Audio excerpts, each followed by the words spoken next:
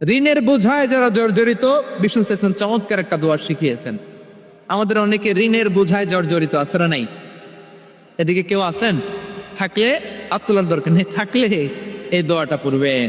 এক সাহাবীর নাম আবু উমামা, নামাজের ওয়াক্ত ছাড়া উনি মসজিদে যেয়ে বসে আছে। বিষ্ণু বললেন, কিরে আবু উমামা, নামাজের তো ওয়াক্ত হয় না, মসজিদে কি?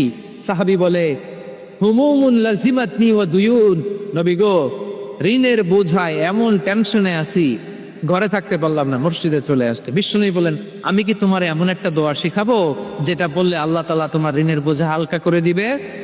আবু উমামা বললেন, ইয়া রাসূলুল্লাহ, অবশ্যই শিখাবেন। বিষ্ণু বললেন, তাহলে তুমি পড়বা, আল্লাহুম্মা ইন্নী আউযু বিকা মিনাল হাম্মি ওয়াল হাযান ওয়া আউযু বিকা মিনাল জুবনি ওয়াল বুখল ওয়া আউযু বিকা মিন গলাবাতি তাইনি ওয়া কাহরির রিজার।